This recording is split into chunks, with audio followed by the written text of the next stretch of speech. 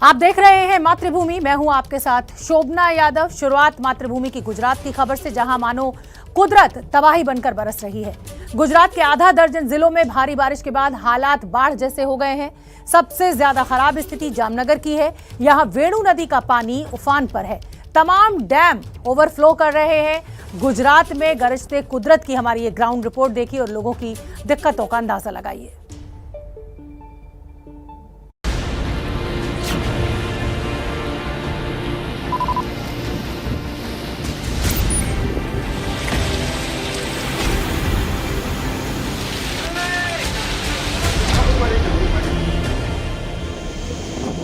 कुदरत के कहर का तांडव।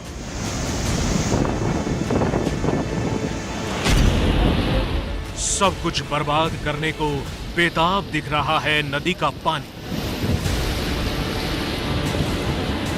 आप सिर्फ पानी के इस शोर को सुनिए, समझ जाएंगे कि कुदरत का ये रूप कितना भयानक है।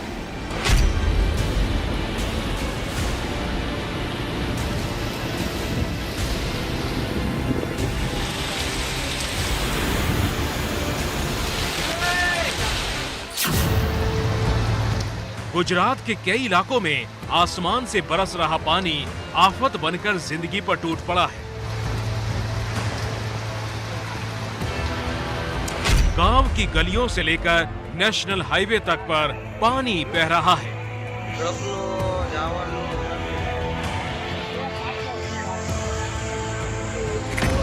टीवी स्क्रीन पर जिस भव्य मंदिर की तस्वीर आप देख रहे हैं, वो जामनगर का मशहूर उमिया माता का मंदिर है।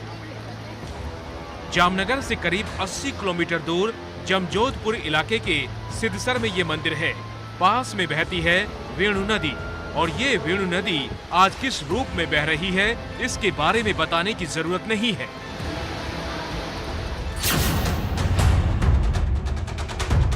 सामान्य दिन और आज के अंतर को समझने के लिए आप इन दो तस्वीरों को देखिए।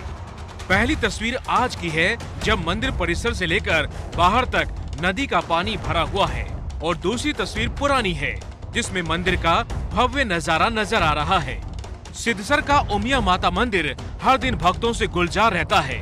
दूर दूर से लोग उमिया माता के दर्शन करने यहाँ आते हैं, लेकिन वेणु नदी के विकराल रूप ने न सिर्फ भक्तों का रास्ता रोका, बल्कि पूरे इलाके को जलमग्न कर दिया। अब जरा जामनगर के इस मोडीला गांव की तस्वीर देख लीजिए।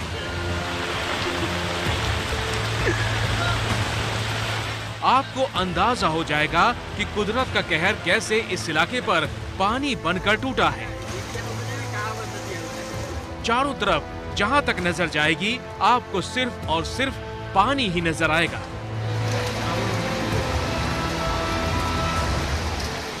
और इस पानी की धार भी बहुत तेज है, मानो सब कुछ बहा ले जाने को बेताब है पानी।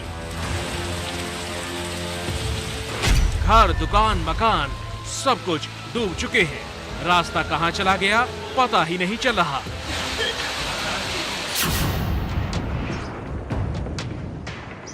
जामनगर के इस घर की तस्वीर को देखिए।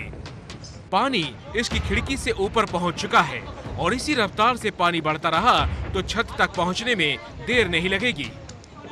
लिहाजा घर की छत पर फंसे लोगों को जिंदगी की रस्सी के सहारे बचाया जा रहा है।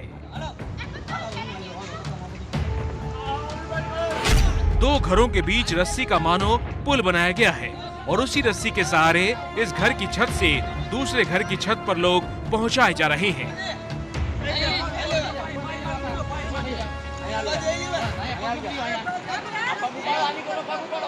एक एक कर इस घर की छत से आधा दर्जन लोग दूसरे घर की छत पर पहुंचाए गए।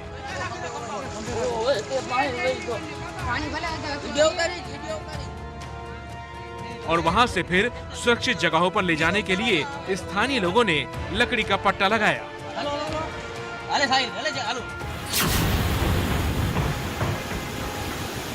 जामनगर में तमाम नदियां उफान पर है। शहर को जिन बांधों से पीने का पानी मिलता है, वो बांध भी ओवरफ्लो हो चुके हैं। हालात ये है कि जमजोधपुर के फूलजय बांध के 7 गेट खोल दिए गए, और इन गेटों को खोलने का ही नतीजा है कि जामनगर से लेकर राजकोट और आसपास के तमाम जिलों में पानी का कहर बढ़ गया। लगातार हो रही बारिश की वजह से नदियों का पानी अभी और बढ़ेगा और इसीलिए हालात और बिगड़ने की आशंका है। डैम का पानी जिस तरह से ओवरफ्लो होकर बह रहा है, उससे आप अंदाजा लगा सकते हैं कि आने वाला वक्त इस इलाके पर कितना भारी पड़ने वाला है।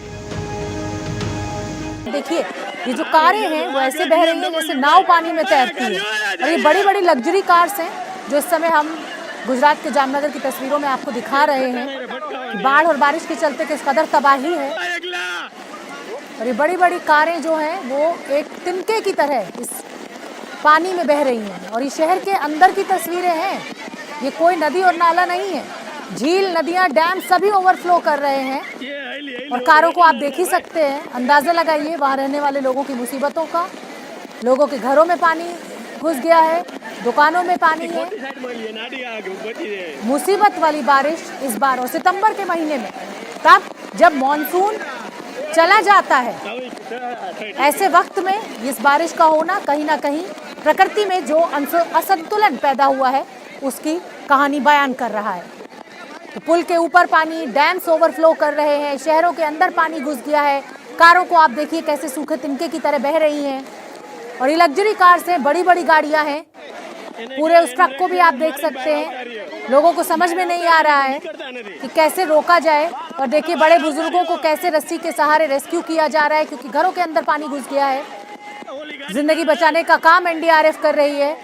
प्रशासन पूरी मुस्तैदी के साथ। नए मुख्यमंत्री ने भी आदेश दिए हैं कि रेस्क्यू किया जाए फौरन। भूपेंद्र पटेल मुख्यमंत्री पद संभालते ही उन्होंने निर्देश दिए अधिकारियों को कि राहत और बचाव के काम में तेजी लाई जाए।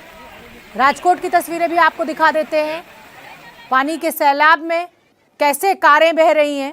पानी के चलते रेस्क्यू करना भी आसान नहीं है। एनडीआरएफ की टीमें हालांकि लगी हुई हैं। देखिए कैसे रस्सी से लटक लटक कर बच्चों को, बुजुर्गों को, महिलाओं को निकाला जा रहा है।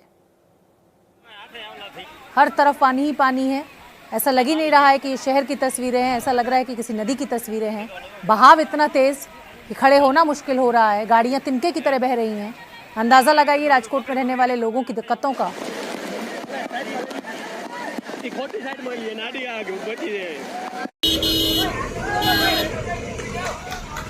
नदी के पानी में तैरती हुई कार की ये तस्वीर डराने वाली है।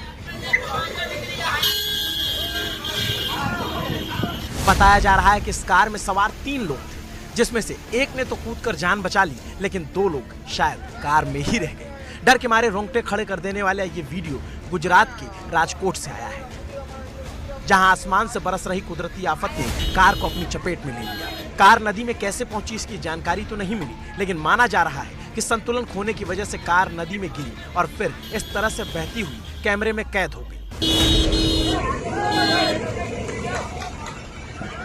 राजकोट के छपरा गांव के पास हाईवे पर कार पेलिकन फैक्ट्री की ओर जा रही थी। राजकोट के इलाके में हो रही भारी बारिश की वजह से हाईवे पर जगह जगह पानी भरा हुआ है। राजकोट के इलाके में हाईवे और पुलों पर किस कदर बारिश का पानी भरा हुआ है, उसका एक जीता जागता सबूत आपकी टीवी स्क्रीन पर मौजूद है। और इसी पानी की वजह से जगह जगह हादसों की खबरें सामने आ रही हैं। राजकोट में ही सड़क किनारे पानी में फंसी कार की ये दूसरी तस्वीर है। जिस जगह पर पानी में गाड़ी फंसी हुई है वो राजकोट का चेक डैम पुल है। इको गाड़ी चलते चलते बहने लग गई और फिर यहाँ जाकर फंस गई। गनीमत ये रही कि कार चला रहा ड्राइवर समय रहते निकल गया। भारी बारिश के बाद राजकोट में नदियां उफान पर हैं। भारी बारिश के कारण राजकोट शहर और ग्रामीण क्षेत्रों को जोड़ने वाली कई सड़कें इस तरह से बंद हो गई हैं। इस वीडियो में आप देख सकते हैं कि पुल के ऊपर पानी बह रहा है। कंकोट गांव की ये तस्वीर है जिसका राजकोट से संपर्क टूट गया है। इसी तरह से मवड़ी गांव में भी बारिश और बाढ़ का पानी भर चुका है, जो वाकई काफी खतरनाक है। तो ये गुजरात के राजकोट की तस्वीरें दिखाई। गुजरात के ही जूनागढ़ का हाल भी बेहाल है। बारिश के पानी से डैम्स ओवरफ्लो कर रहे हैं, लेकिन नदी किनारे बसे जो मोहल्ले हैं वो डूब गए हैं।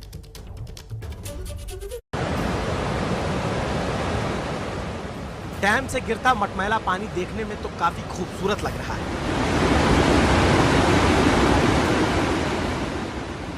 लेकिन कुछ दूर चलने के बाद ये पानी कितना खतरनाक और विकराल रूप ले लेता है उसका नजारा भी देख लीजिए।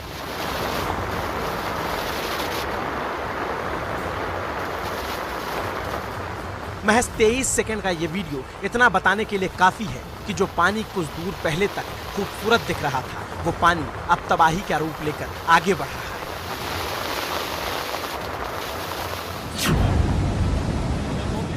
तस्वीरें गुजरात के जूनागढ़ की हैं। शहर के बाहर मौजूद वेलिंगटन डैम ओवरफ्लो होकर बह रहा है और गरजते हुए आगे बढ़ रहा है। गुजरात के ज्यादातर डैम ओवरफ्लो हो चुके हैं। दक्षिणी गुजरात और सौराष्ट्र के इलाके में अभी बारिश थमने का नाम नहीं ले रही और हालत आने वाले दिनों में और बिगड़ सकती है।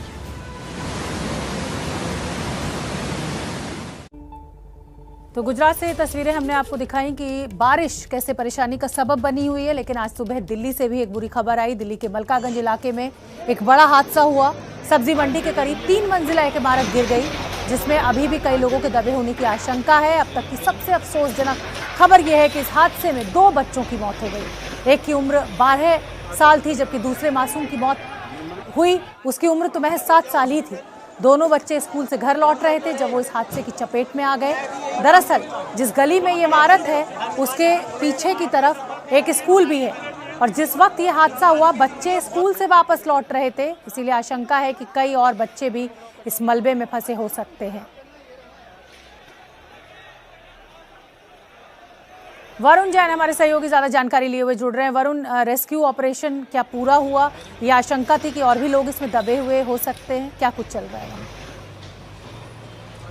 देखिए बिल्कुल रूबिका, अगर आप हादसे की जगह देखें तो रेस्क्यू ऑपरेशन जो है वो युद्ध स्तर पर चल रहा है। जेसीबी से मलबे को हटाने का काम जारी है। इस बात की आशंका है कि अभी भी इसके अंदर कई मजदूर फंसे हो सकते हैं, क्योंकि जिस समय हादसा हुआ ग्राउंड फ्लोर पर जिस दुकान में काम चल रहा था वहां पर कई मजदूर काम कर रहे थे, तो अभी तक उनका कुछ पता नहीं चल पाया है। लेकिन सवाल हमेशा यही उठता है कि हादसे होते हैं, बाद में मौत का आंकड़ा भी जारी कर दिया जाता है, लेकिन उसका जिम्मेदार कौन है? आप हमारे साथ असिस्टेंट कमांडेंट जो है एनडीआरएफ के, वो भी मौजूद है, पूरे ऑपरेशन को लीड कर रहे हैं। सर, अभी क्या सिग्नल मिल रहा है? डॉग स्क्वाड भी यहाँ पर आपके पहुंचे थे, तो क्या कोई ह्यूमन लाइफ के सिग्नल मिल रहे हैं? किस तरीके से रेस्क्यू ऑपरेशन चल रहा है? देखिए, जो हमारे कैनाइन होते हैं वो जिंदा व्यक्ति को सर्च करते हैं। अगर जिंदा व्यक्ति को होने की संभावना होती है तो उसको हमें बार्क करके बताते हैं कि भाई यहाँ पे है। लेकिन हमारे डॉग ने कोई सर्च किया, लेकिन उसके बाद में कोई संकेत नहीं दिया। इसके अलावा जो हमारे लाइव डिटेक्टर होते हैं वो हमने यूज किए, VLC वगैरह यूज किया। हमारे जो मॉडर्न इक्विपमेंट है हमने ये सारे यूज किए, लेकिन अभी जीने की संभावना यहाँ पे कम है। लेकिन फिर भी जब तक पूरा मलबा क्लियर नहीं हो जाता तब तक कुछ नहीं कहा जा सकता। लोगों को क्या बताया? अभी भी कुछ और लोग फंसे हुए हैं इसके अंदर? देखिए, हमें जो इन्फॉर्मेशन मिली थी कि 12:30 बजे के आसपास हमें कॉल आई थी। उसके बाद 2 टीमों ने हमारे यहाँ पे मूव किया और उसके बाद हमने रेस्क्यू ऑपरेशन शुरू किया। उसके हमारे आने से पहले एक लेडीज और हमारे आने के बाद में 2 बच्चों को निकाला गया और अभी भी जो इन्फॉर्मेशन है मुझे 3 से 4 आदमी होने की और संभावना है यहाँ पर। देखिए, 3 से 4 लोगों के अभी भी फंसे होने की आशंका है। युद्ध स्तर पर रेस्क्यू ऑपरेशन चल रहा है, लेकिन फिर वही सवाल कि आंकड़े भी जारी होंगे, रेस्क्यू ऑपरेशन पूरा हो जाएगा, लेकिन जिम्मेदार कौन है उन 2 बच्चों की मौत का, जो अपनी माँ के साथ देखिए घर के बाहर वरुण, और जांच भी बिठाई जाएगी। अभी आप देखिएगा थोड़ी ही देर में एक जांच भी बिठाई जाएगी और उस जांच के क्या नतीजे आएंगे ये किसी को पता नहीं चलेगा, क्योंकि जैसे खबर पुरानी होगी लोगों का ध्यान हट जाएगा। मैं आपसे ये जानना चाहती हूँ कि क्या ये इमारत इतनी पुरानी थी कि ये गिर गई, या खराब कंस्ट्रक्शन था उसकी वजह से गिर गई, बारिश वजह बनी, क्या वजह निकलकर सामने आ रही है? देखिए, ये मलकागंज का इलाका है, काफी पुराना इलाका है। अगर आपको मैं आसपास की भी इमारतें दिखाऊं तो आपको बेहद हैरान करने वाली तस्वीरें नजर आएगी। बेहद जर्जर हालत में यहाँ पर जितने भी घर बिल्डिंग है आपको नजर आएंगे। कुछ इसी तरह की एक पुरानी बिल्डिंग थी, लेकिन जो शुरुआती तौर पर जो बात सामने आ रही है, वजह है ग्राउंड फ्लोर पर एक दुकान थी दूध की, वहां पर खुदाई का काम चल रहा था और आज ही जो लोग यहाँ पर रहते थे उन्होंने बताया एक हाइड्रोलिक मशीन बुलाई गई थी जिसके जरिए खुदाई हो रही थी। तो कहीं ना कहीं इस बात की आशंका, ये संभावना यही जताई जा रही है कि क्यों इतनी पुरानी बिल्डिंग में इस तरीके से ग्राउंड फ्लोर पर खुदाई हो रही थी। प्रशासन कहा था, पुलिस कहा था, एक ईंट रखने से पहले किसी भी इमारत में पुलिस पहले ही पहुंच जाती है। यहाँ पर ग्राउंड फ्लोर पर कुछ इस तरीके से खुदाई होती है, हाइड्रोलिक मशीन बुलाई जाती है, तो क्यों पुलिस को इस बात की भनक नहीं लगी? आपको बताऊं, इस मकान में ऊपर के 3 मंजिलों पे 3 परिवार रहते थे। उनके परिवार में आज कोई अस्पताल में भर्ती था, इसी के चलते वो सेंट स्टीफन हॉस्पिटल गए थे और उनकी किस्मत थी कि वो इस हादसे में बच गए। लेकिन जो बच्चे यहाँ से गुजर रहे थे अपनी माँ के साथ स्कूल से घर वापस जा रहे थे, कुछ पलों के लिए यहाँ पर रुके थे क्योंकि माँ ने बोला कि मैं सामने की दुकान से कुछ सामान खरीद लूँ। और माँ जैसे ही रिक्शा से उतरकर आगे बढ़ी, ये जो बिल्डिंग थी ये भर कर ढह गई और दोनों बच्चे और जो मजदूर यहाँ पर काम कर रहे थे वो इस मलबे के अंदर दब गए। बेहद बड़ा हादसा, दोनों बच्चों की अस्पताल में मौत की पुष्टि कर दी है। दो छोटे बच्चों का इस तरह चले जाना, इमारत का गिर जाना, जांच आयोग बैठेगा, जिम्मेदारी भी शायद तय कर ली जाएगी, लेकिन जिसकी जिंदगी जानी थी वो चली गई। भूपेंद्र पटेल गुजरात के नए मुख्यमंत्री बने हैं। आज दोपहर उन्होंने अकेले ही शपथ ली। मंत्रिमंडल का विस्तार बाद में होगा। भूपेंद्र पटेल का नाम मुख्यमंत्री पद के लिए कहीं भी चर्चा में नहीं था, लेकिन अचानक कल उनका नाम सामने आया और आज वो मुख्यमंत्री बन गए। भूपेंद्र पटेल की पत्नी हेतल से बात की हमारे सहयोगी नीरज पांडे ने। हमारे साथ बात करने के लिए हेतल पटेल जी, मुख्यमंत्री भूपेंद्र पटेल की धर्मपत्नी जी। मैडम, क्या कहेंगी इस समय, चूंकि बड़ा समय है, अभी भूपेंद्र जी ने शपथ ली है? बहुत बहुत खुशी हुई है, हमारे लिए तो एक्साइटमेंट है। हमने तो पहली बार ऐसा, पर बहुत आनंद है। आप लोगों को उम्मीद थी ऐसी?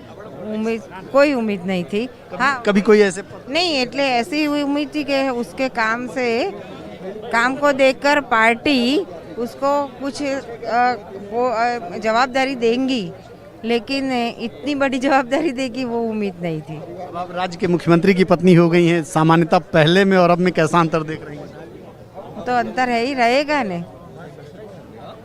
क्या कहेंगी प्रदेश की जनता के लिए? विदेश की जनता के लिए तो एक ही बात कहती हूँ कि वो भूपेंद्र को सपोर्ट करे और भूपेंद्र अच्छी तरह से काम कर सके। आज जब कल आपको पता चला तब पहला रिएक्शन क्या रहा आपका? बहुत बहुत खुशी हुई थी बस।